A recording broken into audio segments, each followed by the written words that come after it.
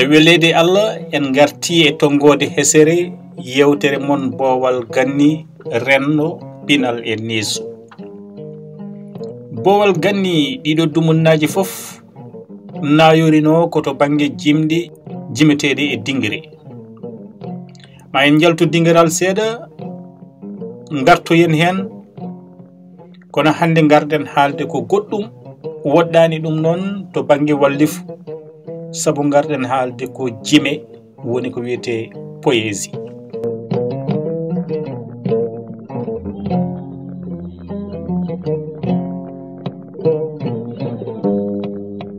Poésie noon woni jime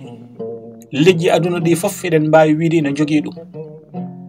Heddo kadi leñol fof hol fannu no yaltinirta ɗum. Yonta hande o ɓuri tengtude haralde jolore e dingiral ɓamtare ɗemgal Pulaar ko damal ngal sukaɓe hewɓe kewi natirde. Ɗum ina gasa taw ko yidde ñembude waɓe no Mamadou Samba Diop Murtuɗo, taw ko yidde ñemtinde kuɗol Ibrahima Mokhtar Dare Sarr, tawde ko yidde ñembude Djibril Hammeli e jimi mum haade wanno e kaso, taw ko yidde ñemtinde yimiyankoɓe waɓe no Ndiaye Seydou Amadou, Muntaga Diagne, taw ko yidde ñemtinde waɓe no Cheikh Oumar Ba, yidde rewde e Pelé waɓe no Katante Leñol Ibrahima Kane, Kayya Diop e yimiyankoɓe wodɓe waɓe no hono mabɓe. Ko ɗum saabi Pelé gadane joljole e nder dingiral ɓamtare ɗemɗe gendiji jime ina kewi lullude hen. Kono noon enen e nder nde ɗo windande eɗen jiiɗi nokkoyde to ɓuuri woɗɗude. Nokkoyde ɓuuri woɗɗude ko ƴewde holko woni lasli mum, ƴewde ni hunde e leƴƴi kutortoɗi ɗum, holno ɗum nanguira e yoga e leƴƴi, ƴewde e nder leñol men ko adide bindol ngol hande ɗemɗe gendiji windetene e holno fannu jimri hutortonen, ƴewde kelle goɗɗe bawɗe rokkude rendan ko humpite ko fate jimde. Yimre noon ko ɓuuri hewde hen wona ko ɓulnate, kono ɗum ɗesiwade kono ko neɗɗo tini ari e mum ina yaltini ɗum o yaltiniri ɗum sawto makko. Yimre e ko anduɓe hewɓe kaali wona tan ko ummoto e hunduko ina fayi e nder nofuru, kono koko ummoto e ɓernde ina fayi e ɓernde, walla ummo e fittandu faya e fittandu. Ɗum firti ko somi birnidi sabu yimiyanke o e hoore mum won yonto on saaha omo waɗa jime, taw so arti e ɗen jime o yeddito hoore makko beele ko kanko wanno ɗum. Waɗi noon ko saaha mbo yedditto hoore makko e saaha mbo waɗata ɗum nde wona saahaji gooti.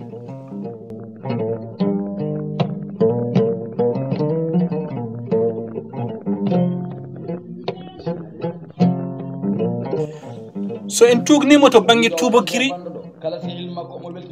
eɗen gandi ko wiyete ko jimi ina lolli toon te kadi jangguinama e duuɗe mabɓe e école aji mabɓe. Ko gonga noon ina waɗi jimi sukaɓe kono kadi ina waɗi jimi dowrowe. Ko wawi hen wonde foof yontaji gadani yimiyankagal tuma nde lawɗina e nder ɗemgal tubakiri ha e ɗemɗe goɗɗe tubakoɓe bindiroji alkulillata en. Yimre walla jime waɗanama kanorɗe kewɗe ha ɗum laati tongi yimiyankoɓe hewɓe. Hono ko wiyete ko théâtre classique woni magiyankagal ganniyankewal no waɗirno tongi ha ɓe hen jiiɗi wappitade e woppitade, mbi koyemen hankkadi dey wona sarɗiji ɗi min ɗoftoto, kono noon ko public amen tan ñawata men. Yimiyankagal woɗɗani ɗon e yonto naturaliste en yarunoɓe ko fati e fino tago Allah,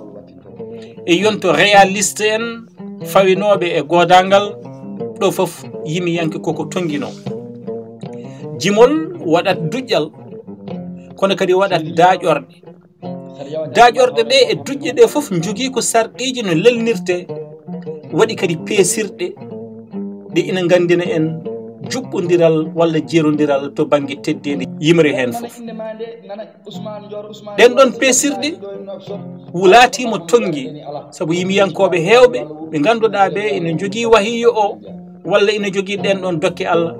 kono noon tawa tonguitaki to banggue bindol e wawde ɗum wadde rendo tubakiri yeehi ha yonto surréalisme nde ɓen ɗon gari noon mbi hankkadi tongi ɗi poti taƴede walla kam ɗe jolɓine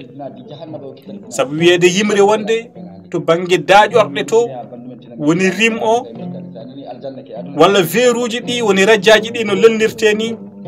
yo waɗa radjaji pelɓodiroji waɗa radjaji pottotiyoji woni ver croisé waɗa radjaji duusodiroji waɗa radjaji e fannuji certude ɗum laatinomo tongol wonande kala yimiyanke ha ronko andude holko waɗata yonto surréalisme nde ari hayso tawi ittani ɗin tongi ko ina haɗa yimre wonde yimre haɗata kam eɓe mbebtanani kala yimiyanke so heddimo e lowdi ndi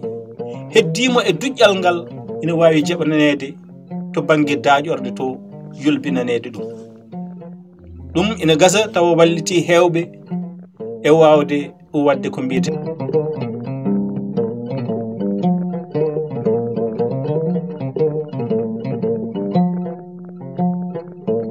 kono yimiyankagal kadi to banggue rendo arabere woni gueɗal mawgal eɗen gandi ɗemgal arab ina jeeya e ɗemɗe galɗuɗe sanne kono kadi yontaji kewɗi to banggue arabeɓe nawi rima ko fati e yimiyankagal ma mbiya ni hayto makkatal mukarram nden gam sagata yonte tigui rigui alay sago o wono yimiyanki ko toon wonde sagata yontu mum ɓetirte no wonde kaari de ko yimiyanke mawɗo feeñi e Imral Qaysi en ha yetti Mouhamadoul Bouchriyu e ko yima e Bourde ɗum ni rewi yogo e sernaɓe men to banggue duuɗi feññini kadi yimiyankoɓe mawɓe yimi jibɗi mumen kadi mbatta beyti walla laati beyti ha lollina en mbawa kadi haalde yimiyankagal e nder rendo Haalpulaar en tawa en kalani sernaɓe men yaaruɓe arabere yimiyankoɓe mawɓe peeñi toon taw ko tafoɓe jimi pattam lameji ceerno Alassane Diaw lollirde ceerno Boy nanɗon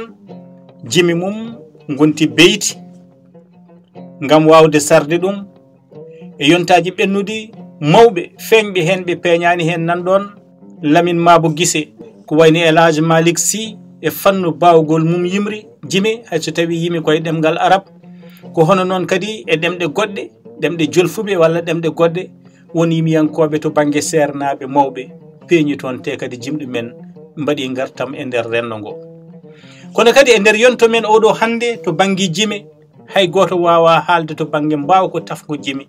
hay goppa ceerno Seydou Nourou Ba mo Paté Gallo o jeeya koto banggue ɓurɓe wawde jime to banggue lelgu to banggue lowdi to banggue dañgo to banggue kuccam kala ɗo ƴettuɗa e jimi makko ko jimi diine kono noon kadi ko jimi galɗuɗi to banggue coñce ɗemgal Pulaar kolliroje ɗum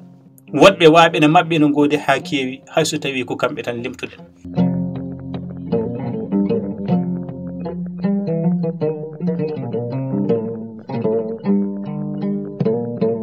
addannode noon yimre wonde ko ganduɗa ko gueɗal manggal e nder rendo arabeɓe addi nde nelaɗo sallllahu alayhi wa sallam ari jomiraɗo ene tellina qur'ana jarribiriɓe qur'ana o ɗum ɗon koɓe cikkata wonde ɓe mbawi ɗum so ɗum ɗon jimi manam e wone cimoje lelgo alquranil karim ari ha cikka mataw koye maale jimi ardi kono noon ɗum ko allahu subhanahu wa taala kala nde o tellini nelaɗo annabi mbo o nelata omo ƴeewa yonto on ɗon holko farnorto o hollo kawisaji ɓurɗi ko yonto farnorto ko mataw ma rew toon jaɓre on ɗon hono no kawisaji tellirino e annabi Musa, hono no tellirino kawisaji e annabi Isa, ko hono non kadi mo yonto Muhammadu sallallahu alaihi wasallam yimi yankagal wonno faaro rendo mabbe wone cimoje ni mbiya o wadani dum dujjal hani wone yimi yankobe be ganduda be jabana Allah mbino dum do wona haala Allah ko jimi tan e yontaji gadani ko adi garangal l'islam don do kaaba do so kawgel jimi wadama ko don dakketeno jimi burde labede e der hitande nde hande alquran ari telli Allah holliri kawisaji mum e mbaadi gaddine e dujjal e haala e lelgo rewi hande goto e burnodo lollude wawde caatotonodo dum nde tiimi e won cimoje wi ala dum do wa wonde haala bi adam والشمس وضحاها والقمر ذات اللاحة والنهار إذا جلاها والليل إذا يغشاها والسماء وما بناها والأرض وما طحاها والنفس وما سواها إلى آخر السورة هذا سمور دي هادي ها دم دو فوف تودي يونتو اون دون جربirte ko jimi ina gasso alqur'ana tellinama e dido fannuji ma taw ma yimbe be notita hen e kala ko way hen wonde galdugol kadi demgal mabbe tugnade kadi e tarinde mabbe rokkibe kambe arabe kambe ne fenyindi yimi yanko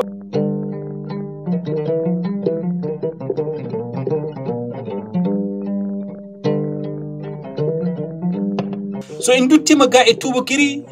anduɓe ni nde lelnata to bangi classement ina ƴeewa hol gande baɗana Platon waɗoyi poésie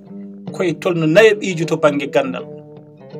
yinnode wiide tan faydagal mum wonɗo tolnino so en garti ga e nder ɗemgal men yimiyankagal feññini kadi yimɓe hewɓe en limti koode hen nane hayso tawi koode goɗɗe mawɗe ɗe en limtani ina gooti joni noon to bangi lowdi jibi alay sago yimiyankoɓe ganda hayso tawi peesirɗe ɗe natti hayso tawi tongi ɗi natti ha joni wonko neɗɗo waɗata tan na ande ɗum ko yimre kono wonko waɗata kadi ande ɗum o yalti yimre o natti e haala gadorako ko ɗum saabi yimiyankoɓe ɓe pecci jibi e doge tati rogere nde ganduɗa nde so tawi a haali yimɓe foof no mbawi famde ko kalɗa ko ɓen cuɓaki lelnude jime e mbadi kippindi kono lelni ɗum koye mbadi kippitindi sa ƴeewi yimiyanke baɗon Ibrahima Moukhtar Daressa kañum yaari koye on ɗon fannu hayso tawi hunde e jimi makko kadi wonto hippoyi ko wayno démocratie nder maayo ko wayno cottigo goroje tati cottiraɗe ndimagu ko wayno nayi jeenayi men nde gay kokkoji kona kono kadi ne waɗi tolno goɗɗo mo ganduɗa sa haali ma wood famɓe haala maka woodɓe paamani haala maka ɗum woni tolno ɗiɗaɓo degré ɗiɗaɓo to banggue yimiyankagal on ɗon yahata yimre nde ina hippo hen saaha ina hippita ɗum hen saaha basal yimre Ndiaye Seydou Amadou lelgo gonɗon koye ndin ɗon mbadi nawtoten ɗum basal o yimanno kono rokki ɗum ko ayawo neɗɗo nayejo joom sikare tolno tataɓo o woni tolno dowrawo o on ɗon ko jimi kippiɗe sa yimi ɗum alay sago kippita nde yimɓe ɓe puɗɗo wawde famde holko jiɗɗa wiide walla kam kala mbo wurdani e ma ɗam ɗon gurdam wawata ɗum andude e maali jimi kippiɗe won hutortoɓe ɗum ina kippita e nder jimɗe won hutortoɓe ɗum kadi taw kippat yimre nde hande gasa taw mbo anda gonko guuraka kan ɗon so tawi a nawoni ɗum yimre nde ina wawi firdude ɗum e fannu no yiiri ɗum ni jeytare Ibrahima Kane ko hen jeeya bone piccat laaci yo rente korndollu haaɓe ngololu ñuuñu jingani korndollu mettellu yaɓani ngololu hare hooti to ceeral goobuji e lelgo ngo ko kololi ko mettelli walla ko gololi ko mettelli ko ñuuƴi kono noon to banggue firo ko hare leƴƴi e nder leydi Mauritanie o yimata ɗon ɗo joni mbo anda ɗum ɗon mbo anda kan gonko so heɓiri ɗon yimre nde ina wawi jogade wawde firde ɗum nawta ɗum e haare leƴƴi kono kadi ina wawi wasde firde ɗum nawta ɗum e haare leƴƴi.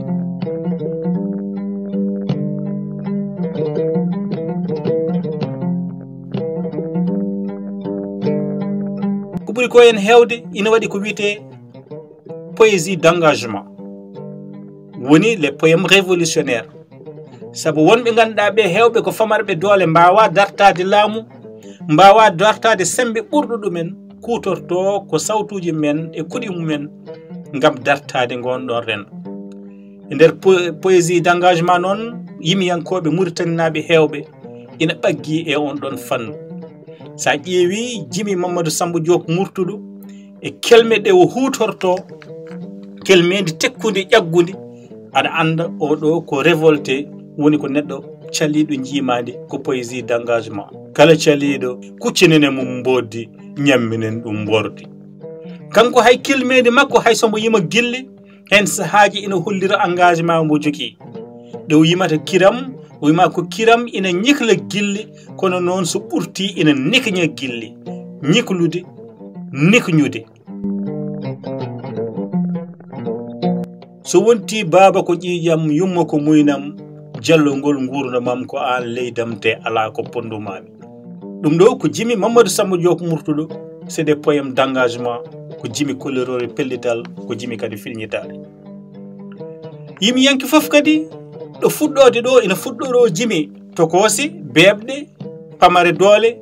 kono so yeehi ha towoyi e nder jimɗe mum ina ɓuuro jogade engagement walla ɓuuro jogade mbawko ha wawde astade ɗo ɓuuri woɗɗude gam ittude toon ɓakkere nde ina waɗira gorodi Jimi mum. kono kadi e nder yimiyankoɓe men waɗi ɓe ganduɗa ɓe ko naturaliste en woni kañumen jimata koko fati e nature taaride renndo ngo sato ngo. mbaɗana Ndiaye Saydou Amadou kalɗo mbawɗa nawtude ɗum e kalɗo mbawɗa artude ɗum e nder Jimi makko ko ma naturalisme o feeña hen woni gando sato puɗi taaride weeyo artat tan e nder jimɗe makko. to banggue yimiyankagal ina waɗi ko mbawɗen indirde les poèmes philosophiques woni Jimi ɗe ganduɗa ɗe lugguɗeɗe mumen tollimo wonde ko ɗum namdi ko gam wawde famde jimɗe ɗe ɗon ɗum heewi sanne. won hewɓe kadi kutori on ɗon fannu Jimi. leydi e dow diƴƴi deeƴi diƴƴi e dow leydi yeedi joom sembe ko jomiraɗo walla darga o natti so nattani beele nattude jogorani nattude so nattude nattude ha natugol aduna natti e nattugol windere neɗɗo kinima e netal mum holko jogori ɗo heddade. e fannu goɗɗo yimiyankoɓe waɓene Abdoulaye Ali Diallo jallis en ina lelno Jimi kadi e on ɗon fannu. to banggue poésie d'engagement kadi eɗen mbawi limtuɓe hen mbaɗuno Djiby Ba lollirɗo guelongal Ba.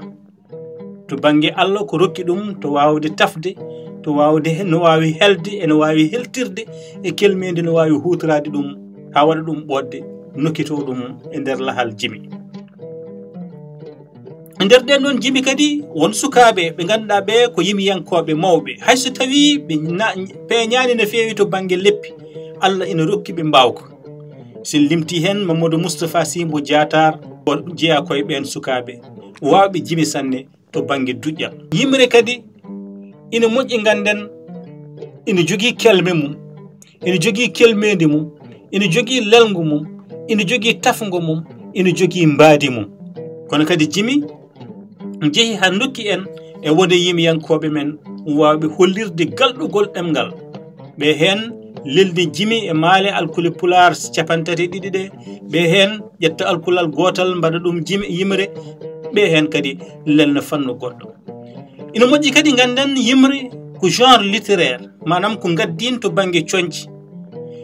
kono noon kadi alay saago ceerden ɗum eko wiyete jenni e malli saabu jenni e malli kadi e nder leñol men ko ɗum genre littéraire goɗɗo woni ɗon. alay saago kadi ganden to banggue Jimi wona janisu kadi ko genre goɗɗo janisu walla nandito eɗe won nokkuji mbirata ko baɗoji ha kelme ɗiɗi daƴorɗe ɗe taw ko alkuli gadane ɗe tan mbaylodirta e nder koye men ko heddi ko fof waylata ko e nder helmere nde ɗum ni kadi ko ɗum genre littéraire goɗɗo ko hen wonde fof ko gueɗe kolliroje galɗugol to banggue rendo men ko faati e jimi ko faati e jimɗe ina moƴƴi kadi ganden yimiyanke wona yitere tan yirata kono yitere makko ina awanoma ko guite goɗɗe mbawa yiide yeru mum yimiyanke so hucciti e hunde e kala ko ɗum wawi wonde so tawi koto weeyo so tawi koto puɗe ina wawi natde ɗum kono kadi ina wawi mahde ɗum e mbadi gondi yimiyanke so tawi yii nangue e puɗal mum ina wawi yirude mbuɗo nangue ngu ko batu gadal ngu nangue ko adinde ina nela caafe ɗe so tawi yeehi ha nangue gue karni walla heeɓi woni nangue hoore eɗen wawi yirude batu ngu no fusi caafe ɗe koɗe nelaɗe yoɗe jaa kono kadi mbo wawi yiide so tawi yeehi ha mutal nangue yonti nangue gue kadi fottat caafe mum waɗa batu mum battandigo e ñalawma o gam wadde synthèse e ƴewde holko kewi e nder ñalawma o foof ɗum ko yimiren ko yirata ni ko ɗum waɗi yimiyanke natat ina yirodira ina maha ina sappito ina firta ina mahato rogere men arore so weeli Allah mamin jubban on hunde e jimi ɗe mbaɗɗen kono kadi ina gasa mbawen balloyade jimi ɗe woɗɓe mbaɗi etade wadde ɗum facciro hade nden boowal ganni ko ɗo haaddi e mon hande konngol mbaynigo noon wiyen ko konngol ina haale hikka jaloyembo wuuri konngol ina haale hikka jaloyembo